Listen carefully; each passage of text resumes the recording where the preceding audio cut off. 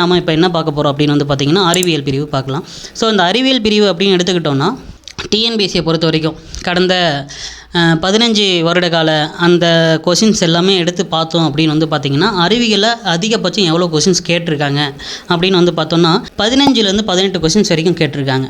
So அறிவியலை பொறுத்த வரைக்கும் அந்த அறிவியலே 4 உட்பிரிவு இருக்குது. அது என்னென்ன அப்படின்னு பார்க்கலாம். அதில் தான் இயற்பியல், வேதியியல், உயிரியல், அதாவது உயிரியலில் உயிரி தாவரவியல், உயிரி விலங்கியல் அப்படின்னு சொல்கிறோம்.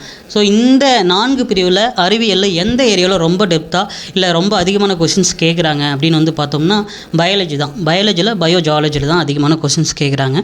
ஜாலஜி அப்படின்னு எடுத்துக்கிட்டோம்னா நம்ம விலங்கியல் படிச்சுட்ருப்போம். பொதுவாக விலங்கியல்னால் நம்ம படிக்கிறது தான். நம்ம விலங்குகள்லேருந்து அதாவது பார்த்தோம்னா பழைய காலத்து வரலாறுலாம் பார்த்தோம்னா குரங்கிலிருந்து மனிதன் வந்தாங்க அப்படின்லாம் படிப்போம்.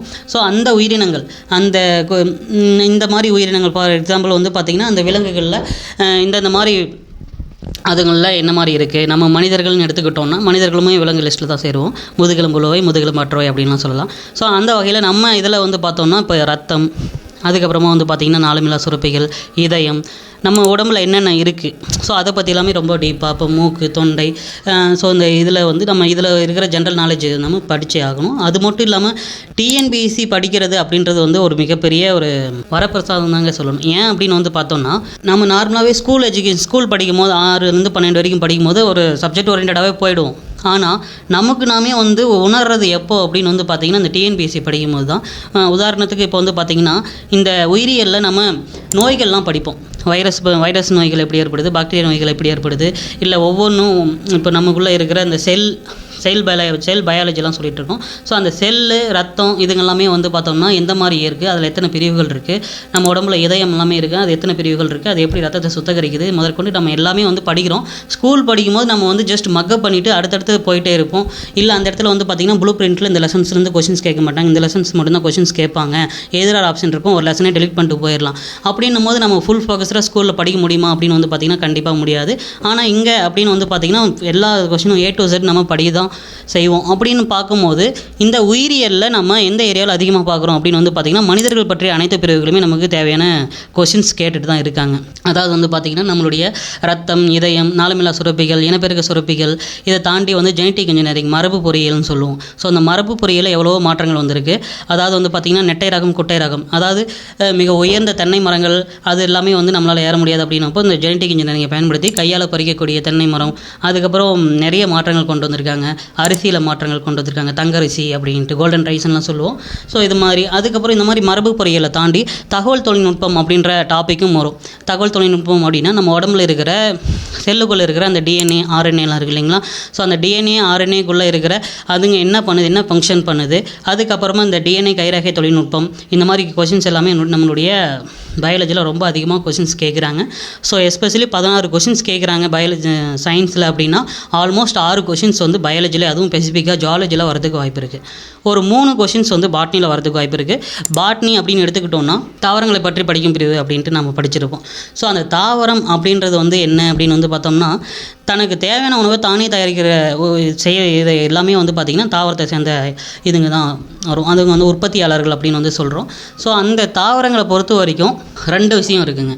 அதாவது பார்த்திங்கன்னா இப்போ ஒருவித்தலை தாவரம், இருவித்தலை தாவரம், மானிவேர் தொகுப்பு, சல்லிவேர் தொகுப்பு, இந்த மாதிரிலாம் நம்ம படிச்சிருப்போம். ஸோ இந்த தாவரங்களை ஸ்பெசிஃபிக்காக என்ன நம்ம படிக்க போகிறோம் அப்படின்னு பார்த்திங்கன்னா சைலம், புளோயம், ஸோ இந்த மாதிரி ஏரியாவில் நம்ம அதிகமாக டார்கெட் பண்ண போகிறோம். அதே மாதிரி அதோட இலை அமைப்பை பொறுத்த வரைக்கும் பாரன் கைமா, ஸ்க்ளீரன் கைமா, கோலன் கைமா, ஸோ இந்த மாதிரி இருக்கிற டாபிக் நம்ம 11th படிச்சிருப்போம், 11th 12th. ஸோ இந்த அளவுக்கு நம்ம பார்த்தாவே போதுமானது. பாட்னியில் 3 கொஷின்ஸ் வரதுக்கு வாய்ப்பு இருக்குது. ஸோ அந்த பாட்னியில் இருக்கிற ஏரியாவில் எந்த ஏரியா ஸ்பெசிஃபிக்காக வரும் அப்படின்னு பார்த்திங்கன்னா அந்த தாவரங்களோட செல், இப்போ விலங்குகளோட செல்லில் என்னென்ன ஃபங்க்ஷன் பண்ணுதோ அதே மாதிரி தாவரத்தில் இருக்கிற செல்லில் என்ன ஸ்பெஷலாக இருக்கும் அப்படின்னு பார்த்திங்கன்னா அந்த பசுங்கனிகம் இருக்கும். அது வச்சு தான் அதுக்கு தனக்கு தேவையான உணவை ஒளிச்சேர்க்கை மூலமாக உணவு தயாரிக்குது அப்படின்றதெல்லாம் நம்ம பார்க்குறோம். ஸோ அத்தகைய தாவரத்தில் நீர் எப்படி கடத்துது, உணவு எப்படி கடத்துது அப்படின்றது நம்ம சைலம், புளோயினால் படிச்சிருப்போம். அதே மாதிரி அந்த இலை அமைப்பு, நரம்பு போன்ற வலையமைப்பு, நரம்பு இணைப்போக்கு வலையமைப்பு, இந்த மாதிரி இதெல்லாம் படிப்போம். அதை தாண்டி காய், கனிகள் அப்படின்லாம் படிப்போம். ஸ்பெசிஃபிக்காக இப்போது நம்ம விலங்கு ஹார்மோன்கள் மாதிரி தாவர ஹார்மோன்கள் அப்படின்ட்டு பார்க்குறோம். ஸோ அந்த தாவர ஹார்மோன்களை பார்த்திங்கன்னா நுனியாக்க திசு, இடையாக்க திசு, பக்காக்க திசு, அந்த மாதிரி இதெல்லாமே பார்த்திங்கன்னா போல்ட்டிங் ஸ்பெசிஃபிக்காக அந்த ஹார்மோன்களில் கொஷின்ஸ் வரும். ஸோ அந்த மாதிரி ஏரியாவில் நம்ம அதிகமாக படிக்கணும். அதை தாண்டி பாட்னியில் பயன்பாடுகள் கேட்கலாம்.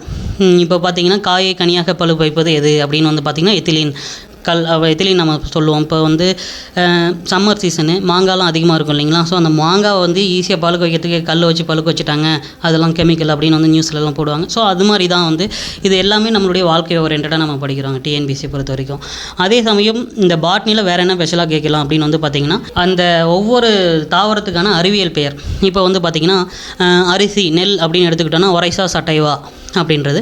அதே மாதிரி வந்து பார்த்திங்கன்னா இப்போ மணத்தக்காளி, அதுக்கப்புறமா வந்து பார்த்திங்கன்னா நிலக்கடையோட அறிவியல் பெயர் அராக்கிஸ் ஹைப்போஜியா. இந்த மாதிரி ஒவ்வொருத்துக்கும் அதோடைய அறிவியல் பெயர் என்ன, அதோடைய பயன்பாடுகள் என்ன, வேம்பு, மணித்தக்காளி, ஸோ இதுங்கெல்லாமே வந்து என்ன பர்பஸ்க்காக பயன்படுது, எந்த மாதிரி நோயை குணப்படுத்துறதுக்கு இது பயன்படுது.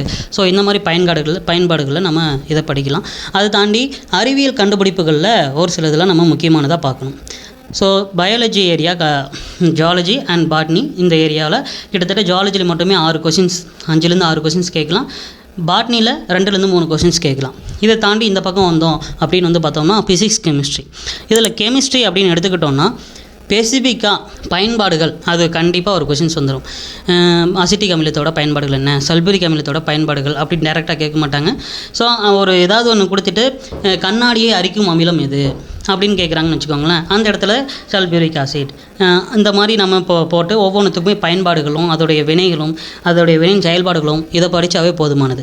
அதே மாதிரி வேதி சமன்பாடுன்னு ஒன்று இருக்கும். இப்போ உதாரணத்துக்கு வந்து பார்த்தோம்னா இப்போ உப்பு மற்றும் காரம் சேர்ந்து நீரை உருவாக்குகிறது அப்படின்னு வந்து சொல்கிறாங்க.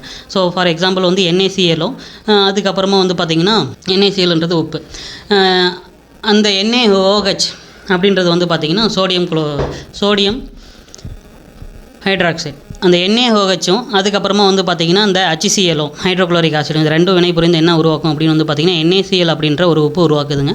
உப்பு உருவாக்கிட்டு நீரை வந்து தனியாக பிரித்து அனுப்பிடும். ஸோ இந்த மாதிரி வந்து பார்த்திங்கன்னா சமன்பாடுகள் ஓரியன்டாக நம்ம படிக்கலாம். இதை தாண்டி வேறு என்ன வேதியியலை நம்ம படிக்கிறோம் அப்படின்னு வந்து பார்த்திங்கன்னா ஆல்கஹால், அசிட்டிக் அமிலம், இந்த பெட்ரோலியம் இதெல்லாம் படிப்போம். பெட்ரோல்லாம் எப்படி இது பண்ணுறாங்க, பெட்ரோல் எப்படி பிரிக்கிறாங்க, சோப்பாக்கள் வினையை பற்றி சொல்லுங்கள், டிடர்ஜென்ட் என்ன யூஸ் ஆகுது, இல்லை சோப்பு எப்படி பயன்படுத்துகிறோம், அந்த சோப்பு எப்படி உருவாக்குறோம். இப்போ சோப்பவே நம்ம 2 வகையாக பிரிக்கிறோம். மென் சோப்புனா என்ன, கடின சோப்புனா என்ன. இப்போ கடின சோப்புக்கும் மென் சோப்புக்கும் உள்ள வித்தியாசம் என்ன, இந்த சோப்புக்கும் டிடர்ஜென்ட் பவுடருக்கும் உள்ள வித்தியாசம் என்ன அப்படின்லாம் வந்து நம்ம ஜஸ்ட் நம்ம வாழ்க்கையோட பயன்படுத்தி இது பண்ணுறது தான். ஸோ வேதியியலில் நம்ம இதெல்லாமே படிக்கிறோங்க. இதை தாண்டி நம்ம அந்த தாதுக்கள் அது எங்கேருந்து நம்ம பிரித்தெடுக்கிறோம், மின்னார் பகுத்தல், வார்ப்பெடுத்தல், ஸோ இந்த மாதிரி பிரித்தெடுக்கிற முறைகளை பற்றி பார்க்க போகிறோம். ஸோ அதை தாண்டி இங்கே வேதியியல் அப்படின்னு எடுத்துக்கிட்டோன்னா கலவை, சேர்மம், தனிமம் இது எல்லாமே வந்து பேசிக்காக அதுதான் ரொம்ப முக்கியமானது. அதில் ஒவ்வொன்றுமே தனிமம் அமைஞ்சிருக்கும். அந்த ஒவ்வொரு தனிமத்தோட பயன்பாடுகள் என்ன, அதோடைய ஸ்பெஷல் என்ன அப்படின்னு படிக்கும்போது ஈஸியாக அப்ளிகேஷன் ஓரியன்டாக கொஸ்டின்ஸ் கேட்கும்போது அதை ஈஸியாக நம்ம கிளியர் பண்ணிடலாம். இதை தாண்டி ஃபிசிக்ஸ் அப்படின்னு ஸோ அந்த கெமிஸ்ட்ரியில் எவ்வளோ கொஸ்டின்ஸ் கேட்கலாம் அப்படின்னு வந்து பார்த்தோன்னா ஒரு 3லேருந்து 4 கொஸ்டின், அதிகபட்சம் 4, 3 வரைக்கும் கேட்கலாம். அதிகமாக 3 கேட்கலாம். எஸ்பெஷலி ஒன்று கேட்கணும் அப்படின்னு தோணுச்சுன்னா ஒரு 4 கொஸ்டின்ஸ் வரைக்கும் கேட்குறாங்க. அதை தாண்டி இப்போ இயற்பியல் அப்படின்னு எடுத்துக்கிட்டோன்னா இன்ஜினியரிங்கோட பேசிக்கே வந்து இயற்பியல்னு தான் சொல்லணும். ஸோ அந்த இயற்பியலில் என்னென்ன இருக்குது அப்படின்னு வந்து பார்த்திங்கன்னா இப்போது ஆரம்பத்துலலாம் வந்து படிக்கும்போது வந்து ஒரு காற்றில்லா இதில் வந்து ஒரு இலையும் ஒரு இரும்பு குண்டும் போடும்போது ஒரே இதில் தான் வந்து விழும் அப்படின்லாம் அப்போது பழைய சிலபஸ்லாம் படிச்சிருப்போம். ஸோ அந்த மாதிரி ஒவ்வொன்றுமே வந்து எந்தெந்த மாதிரி சயின்டிஃபிக் லா அது ரொம்ப முக்கியம். விதிகள் ஒவ்வொன்றுமே நம்ம படிக்கணும். ஃபார் எக்ஸாம்பிள் வந்து நியூட்டனோட விதிகள், நியூட்டனின் முதல் விதி, 2ஆம் விதி, 3ஆம் விதி, ஒவ்வொரு வினைக்கும் சமமான எதிர்வினை உண்டு அப்படின்லாம் படிப்போம். ஸோ அந்த மாதிரி ஒவ்வொரு விதிகளும் அதோடைய பயன்பாடுகளும் ஓரியன்டாக பார்க்கணும். அதை தாண்டி இந்த விதிகளை பயன்படுத்தி அளவியல் வந்து எஸ்ஐ அலகு முறைகள் அப்படின்னு வந்து சொல்லுவோம். 7 முக்கியமான அளவுகள் இருக்கும். ஸோ அந்த அலகுகளை பயன்படுத்தியோ இல்லை அந்த வழி அலகுகளை பயன்படுத்தியோ என்ன பண்ணுவாங்க அப்படின்னு வந்து பார்த்திங்கன்னா ஒரு கொஷின்ஸ் செட் பண்ணிவிடுவாங்க. ஃபார் எக்ஸாம்பிள் இப்போது இவ்வளோ வேகத்தில் போகிறாங்க, ஒரு மகிழுந்து வந்து இவ்வளோ வேகத்தில் போகுது, ஒரு 20 கிலோமீட்டர் வேகத்தில் போகுது, இவ்வளோ நேரத்தில் ரீச் ஆகுது அப்படின்னா அதோடைய திசை வேகம் என்ன, அதோடைய முடுக்கம் என்ன, இந்த மாதிரி கேட்கலாம். இதே வந்து இங்கேருந்து துப்பாக்கியிலேருந்து புறப்பட்ட குண்டு இவ்வளோ வேகத்தில் போகுது அப்படின்னா அந்த இடத்துல எவ்வளோ விசை செயல்பட்டுருக்கும், அதோடைய உந்து விசை எவ்வளவு. ஸோ இந்த மாதிரி கேட்கும்போது அது வந்து மேக்ஸ் ரிலேட்டடாக இருக்கும். ஸோ நம்ம அளவீட்டியல் அப்படின்னு பார்க்கும்போது கட்டாயம் ஒரு கொஸ்டின் இடம்பெறும். ஃபிசிக்ஸை பொறுத்த வரைக்கும் அளவீட்டியலில் ஒரு கொஸ்டின்ஸ் இடம்பெறும். அதை தாண்டி இயற்பியலில் நம்ம எந்தெந்த ஏரியாவில் படிக்கணும் அப்படின்னு எடுத்துக்கிட்டோம்னா இயற்பியலில் நிறைய பிரிவு இருக்குதுங்க. ஒளியியல் அதாவது வந்து பார்த்திங்கன்னா சவுண்டு லைட்டு அதை சொல்லுவோம் ஒளியியல். அதுக்கப்புறமா வந்து பார்த்திங்கன்னா அணுக்கரு இயற்பியல், வெப்பவியல், இயக்கவியல் எல்லாத்துக்குமே நிறைய பிரிவுகள் இருக்குது. இதில் நம்ம ஸ்பெசிஃபிக்காக அளவீட்டியல் மட்டும் படித்தோம்னா கட்டாயம் ஒரு கொஷின்ஸ் கிளியர் பண்ணிடலாம். 3 4 கொஷின்ஸ் இதுலேயுமே எதிர்பார்க்கலாம். ஸோ இந்த அளவீட்டியல் மட்டும் ஸ்பெசிஃபிக்காக நம்ம முக்கியமாக நோட் பண்ணி ஆகணும். அதை தாண்டி இப்போ ஒளியியல் இப்போ வந்து பார்த்திங்கன்னா லைட்டு, சவுண்டு அதை வச்சு சொல்கிறோம். இப்போ வந்து கடலில் நம்ம இந்த இதை பயன்படுத்தி இப்போ கடலில் ஏதாவது வந்து ஒரு கப்பல் தொலைஞ்சிருச்சு, கப்பல் உள்ள ஏதாவது பொருள் தொலைஞ்சிருச்சு அப்படின்னா அந்த சவுண்டு டெசிபிள் இதை பயன்படுத்தி நம்ம என்ன பண்ணுவோம் அப்படின்னு வந்து பார்த்திங்கன்னா அது எந்த இடத்துல இருக்குது, எவ்வளோ தூரத்தில் ரீச் ஆகிருக்கு அப்படின்னு, எவ்வளோ தூரத்தில் இருக்கும், எவ்வளோ டிஸ்டன்ஸில் இருக்கும், இதெல்லாமே நம்ம கண்டுபிடிக்கிறோம். அதே மாதிரி ஒளியியல் அதாவது லைட் இதில் வந்து பார்த்தோம்னா மனிதனுடைய குறைபாடு, கிட்ட பார்வை, தூர பார்வை குறைபாடு, அதுக்கு நம்ம என்ன மாதிரி இருக்குவே லென்ஸ், இந்த மாதிரி லென்ஸ் என்ன மாதிரி லென்ஸை பயன்படுத்துகிறோம், அதோடைய வளைவு ஆரம் என்ன, வளைவு தூரம் என்ன. ஸோ இந்த மாதிரி எல்லாமே வந்து நம்ம வாழ்க்கை ஓரியன்டாவோ இல்லை சப்ஜெக்ட் ஓரியன்டாவோ நடவடிக்கைகள் ஓரியன்டாவோ கொஷின்ஸ் கேட்பாங்க. அதுலேருந்து ரொம்ப டிஃபிகல்ட்டியாக தான் கொஷின்ஸ் கேட்கணும் அப்படின்றதெல்லாம் டிஎன்பிசியை பொறுத்த வரைக்கும் கொஷின்ஸ் கேட்க மாட்டாங்க. ஸோ இயற்பியலை பொறுத்த வரைக்கும் இவ்வளோ பிரிவுகள் இருக்குது. இயற்பியலை இதை தாண்டி வேறு என்ன கொஷின்ஸ் கேட்கலாம் அப்படின்னு வந்து பார்த்திங்கன்னா, இப்போது சமையலில் நம்ம குக்கர் எல்லாமே பயன்படுத்தியிருப்போம். அந்த குக்கரில் நார்மலாக வேக வைக்கிறதோட குக்கரில் வேக வைக்கும் போது சீக்கிரமாக பாயில் ஆகிடுது. அதுக்கான ரீசன் என்ன? வெயில் காலங்களில் வந்து அதிகமாக வாகனங்கள்லாம் வந்து பார்த்திங்கன்னா அந்த காற்று அப்படின்றது அதிகமாக வச்சக்கூடாது, பெட்ரோல் அதிகமாக வச்சக்கூடாது அப்படின்லாம் சொல்லுவாங்க. அது என்ன காரணம் அப்படின்றது. அதே மாதிரி வந்து பார்த்திங்கன்னா குளிர்காலங்களை காட்டிலும் வெயில் காலங்களில் சிறுநீர் அதாவது வந்து பார்த்திங்கன்னா வெயில் காலங்களை காட்டிலும் குளிர்காலங்களில் சிறுநீர் அதிகமாக வெளியேற்றப்படுகிறது. அதுக்கான காரணம் என்ன அப்படின்லாம் சொல்லுவாங்க. பொதுவாக வந்து மனிதனில் கழிவு நீக்கம் அப்படின்றது வந்து 3 வகையாக பயன்படுத்தி வெளியேறுது. அது வந்து என்னென்ன அப்படின்னு வந்து பார்த்திங்கன்னா நம்மளுடைய நுரையீரல் மூலிமா ஒரு பக்கம் கழிவு வெளியேறுது, தோல் மூலிமா கழிவு வெளியேறுது, சிறுநீரகம் மூலிமா கழிவு வெளியேறுது. ஆனால் வந்து பார்த்திங்கன்னா சம்மரில் இந்த மாதிரி தோல் மூலிமாவும் காற்று நுரையீரல் மூலிமா வெளியேறனால அதிகமாக சிறுநீர் வந்து வெளியேற்றப்படுறதில்ல. இதுதான் ரீசன். ஸோ இந்த மாதிரி நம்ம இதெல்லாமே வாழ்க்கை ஓரியன்டாக இருக்கிற இந்த கொஷின்ஸ் எல்லாமே வந்து கட்டாயம் எதிர்பார்க்கலாம். பழைய கொஷின்ஸ் எல்லாமே புரட்டி பார்க்கணும். இப்போது சயின்ஸ் ஏரியா அப்படின்னு எடுத்துக்கிட்டால் இது தாங்க. ஸோ ஃபிசிக்ஸில் 3 5 கொஷின்ஸ் கேட்கலாம், கெமிஸ்ட்ரியில் 3 4 கொஷின்ஸ் கேட்கலாம், பயாலஜி அப்படின்னு எடுத்துக்கிட்டோன்னா அதில் பாட்னியில் 2 3 கொஷின்ஸ் கேட்கலாம், ஜாலஜியில் 5 6 கொஷின்ஸ் கேட்கலாம். ஆக மொத்தம் ஒரு 16 18 கொஷின்ஸ் வரைக்கும் கேட்கலாம்.